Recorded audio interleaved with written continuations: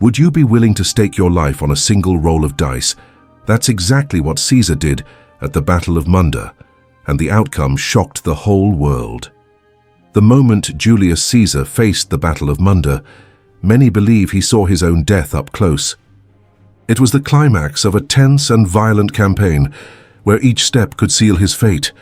This was the culmination of a long series of conflicts within the Roman wars, and even Caesar, with all his fame and audacity, was uncertain about surviving this last terrible onslaught. He had already overcome countless trials, but the shadow of a single misstep loomed large, which could be fatal.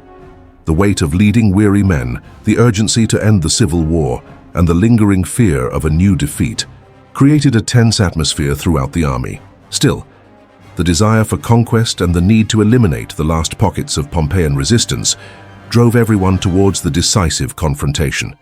However, what few imagined was that this battle, filled with blood and sacrifices, would become a transformative milestone in the history of Rome. Even in the face of chaos and the possibility of not returning alive, Caesar saw a chance to definitively consolidate his power. And it is in this opportunity that we find the strength and strategy capable of forever altering the course of the Roman wars. The winds of civil war had been blowing for some time when Julius Caesar found himself at the gates of Munda. Pompey. His great rival was dead, but his followers had not given up the fight. For them, there was still hope of restoring the Republican model and preventing Caesar from completely dominating Rome. In this scenario, Pompey's sons, Gnaeus Pompeius, the younger, and Sextus Pompeius, took on the responsibility of keeping the flame of resistance alive. Before this confrontation, Caesar was confident that previous campaigns had nearly eliminated his opponents. The Battle of Tapso, for instance, had been brutal and left the Pompeian faction in tatters. However, the escape of some key leaders generated new threats. Gathered in Hispania, those who still believed in the Republic began to regroup and prepare for a final clash. A breath of hope was reborn amidst the ruins of war.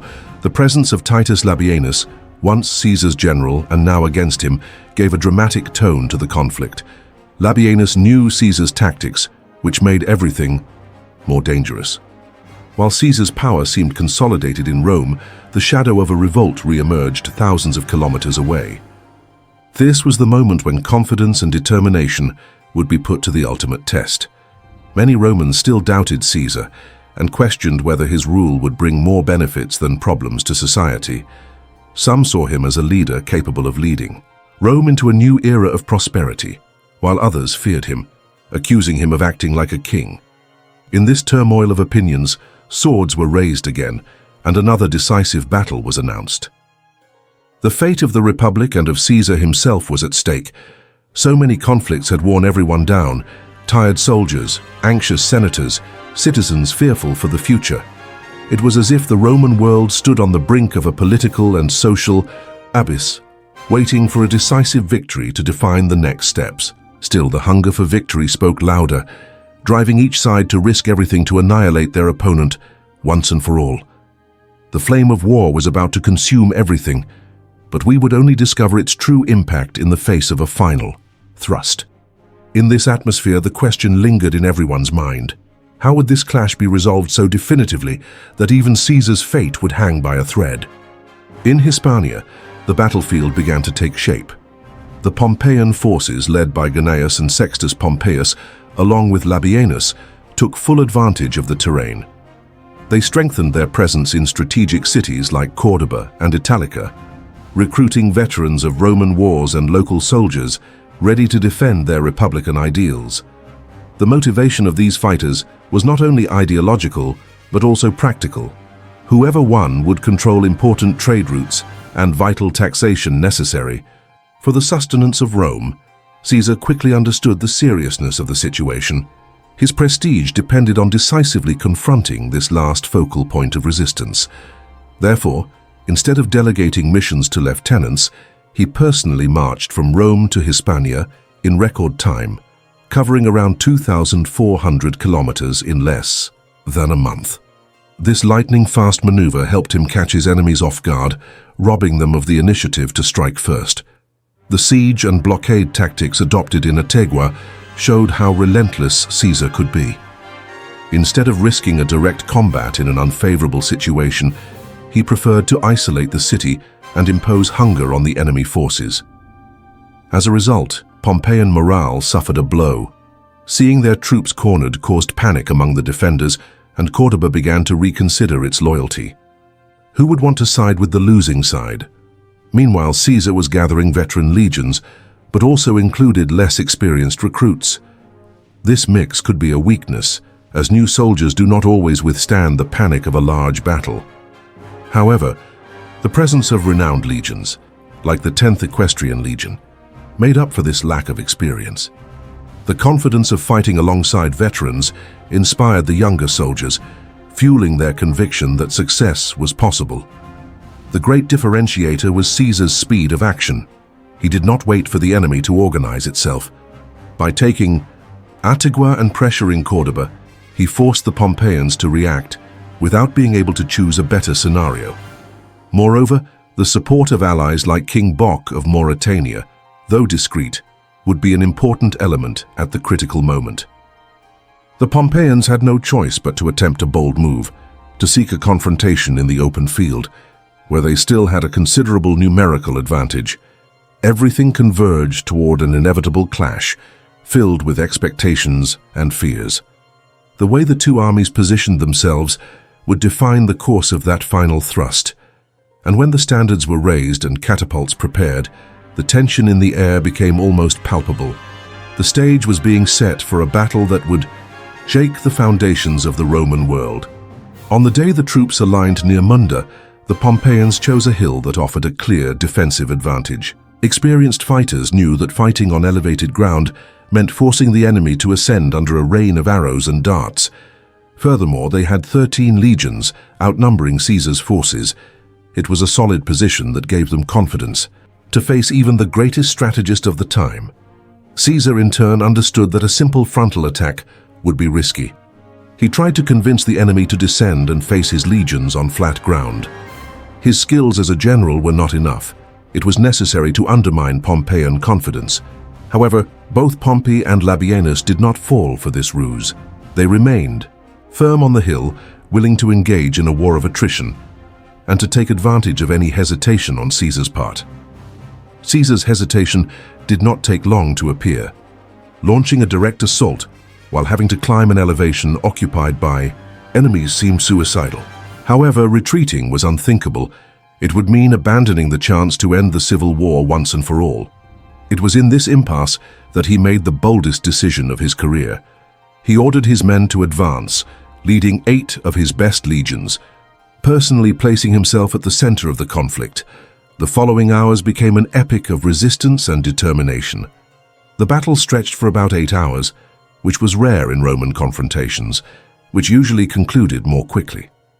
The legionaries on both sides displayed bravery, but Caesar's soldiers began to falter in some points of the line. It was then that Caesar took on the role of a soldier, abandoning the safe spot behind the formations. He jumped off his horse, grabbed a shield, and, shouting, "Venus!" advanced to fight among the ranks of the 10th Legion.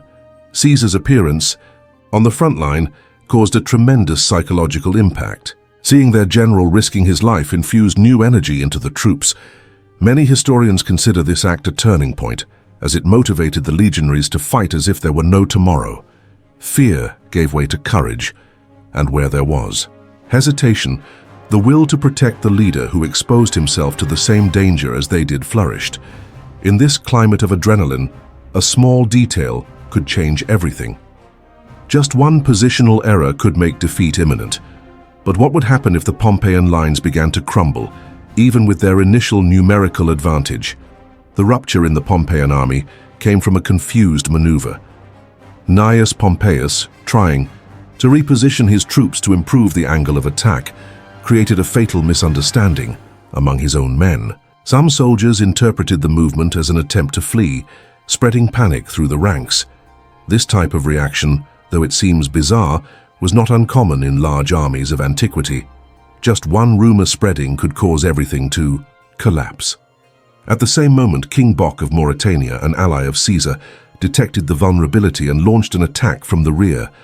The simultaneous pressure on the front, exerted by the 10th Legion, and Bock's surprise incursion on the Pompeian rear, sealed the enemy's fate. The hill that once represented protection transformed into a trap, with no space to retreat and marked by internal turmoil. The Pompeians began to flee in a disordered manner. The result was catastrophic for the defenders of the Republic.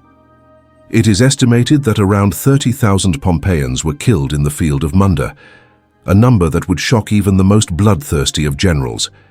In contrast, the Caesarian forces lost only about 1,000 men.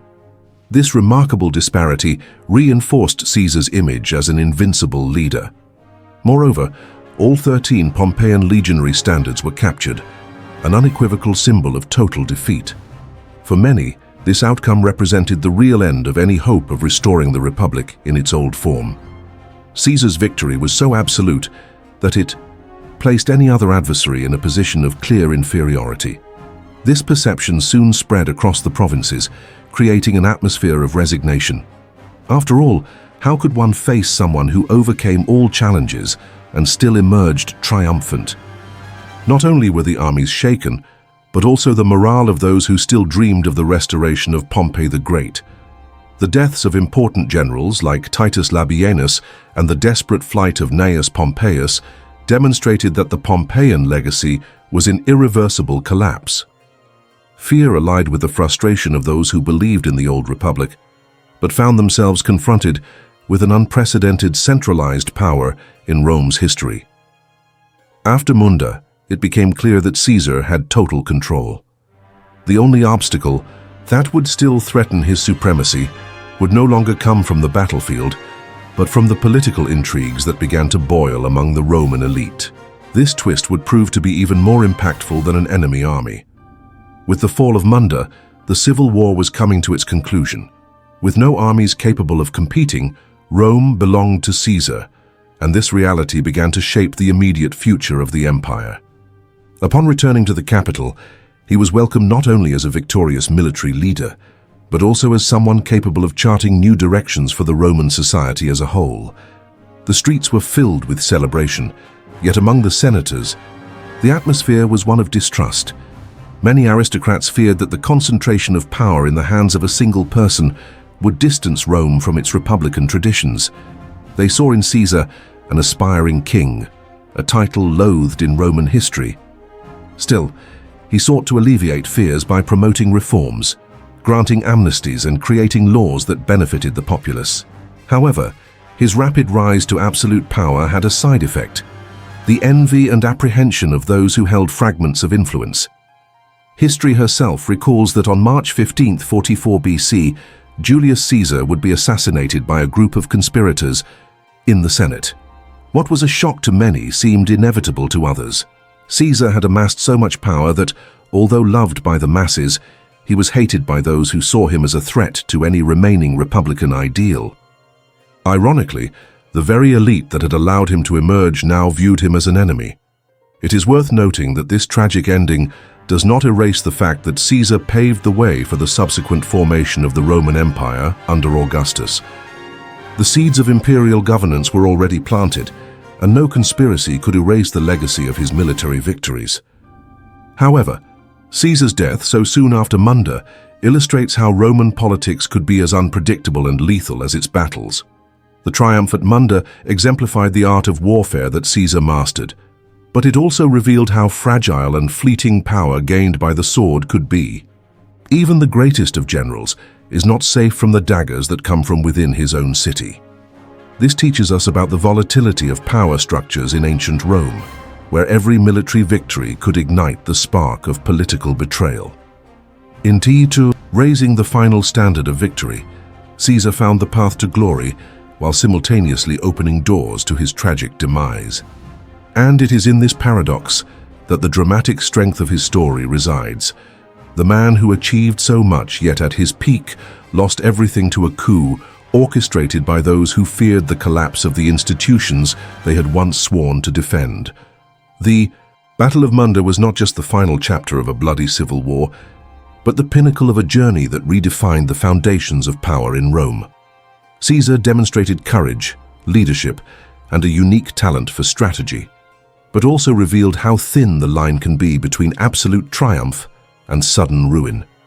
His military feats expanded the boundaries of Roman politics and society, yet his end shows how glory protects no one from conspiracy. It makes us reflect on how unchecked ambition can instill fear even among those who should be allies. Caesar's trajectory raises questions about power, legitimacy, and responsibility, themes that continue to resonate in our perception of leadership even today. After all, how many leaders have been so close to complete success only to discover that the price to pay could be their very life? I would like to know your opinion. In light of all that Caesar left behind, was his death really inevitable? Share your thoughts in the comments as the story of Rome lives on when we discuss it.